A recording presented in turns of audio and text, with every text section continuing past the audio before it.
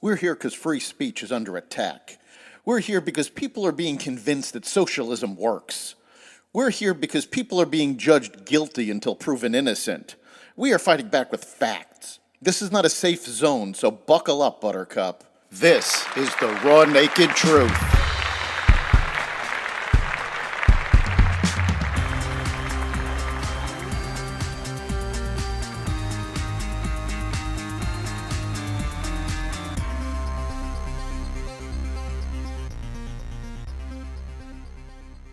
Harris's economic plan, pro-Hamas protests at the DNC, and more. Welcome to the Raw Naked Truth. I'm your host, Eric Lopkin, and here's the news you need to know. Vice President Kamala Harris unveiled a sweeping economic agenda on Friday, vowing to ease inflation, fix the housing market, and slash taxes for middle-income families. A plan that economists from the Obama administration say isn't based in reality, while others criticized what they consider a misguided attempt to override market forces that risks worsening the nation's debt. The plans include eye-catching proposals such as a ban on grocery price gouging and a $25,000 subsidy for first-time home buyers. Less than 3 months before the presidential election, the economy tops lists of voter concerns. Growth is slowing but remains solid. Price increases have cooled dramatically, but remain higher than the Federal Reserve's target level. Harris attempted to shift the blame for rising inflation from the Biden and Harris administration's runaway spending to large corporations. CNN pundits stated that Harris's plan calling for government price controls is communism. Combined with her previous calls for a higher minimum wage, the plan would force grocery stores and food manufacturers out of business. The Washington Post's editorial board calls Kamala Harris's economic proposals, including the federal ban on price gouging, populist gimmicks, and the Committee for a Responsible Federal Budget says these gimmicks will increase deficits by $1.7 trillion over the next decade. Thousands of pro-Hamas protesters from across the country are expected to rally in Chicago during the Democratic National Convention this week, as Vice President Kamala Harris and her running mate, Minnesota Governor Tim Walz, make their case for the White House. As of Sunday, the Chicago Tribune reports at least 7 large demonstrations on issues ranging from abortion rights to economic injustices have been sanctioned by city officials.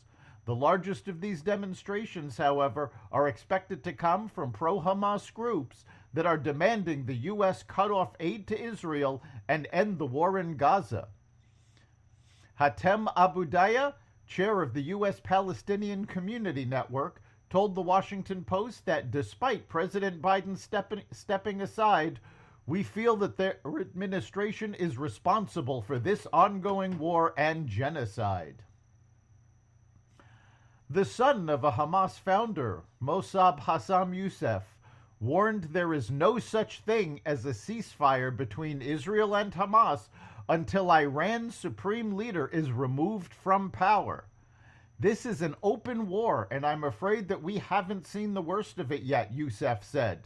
And let me tell you something. This whole thing is only for one purpose, to just bring the hostages back. And whenever there is an opportunity to just bring the hostages, I think this is where Israel is compromising.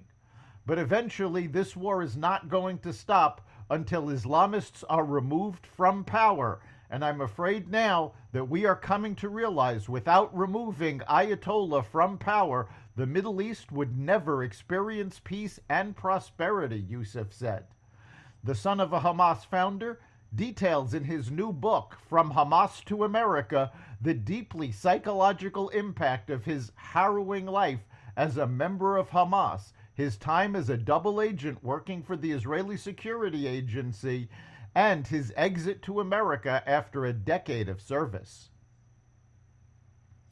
Archaeologists in Iowa have unearthed an ancient mastodon skull in pristine condition, which they hope will provide clues about human interaction with the ancient animal.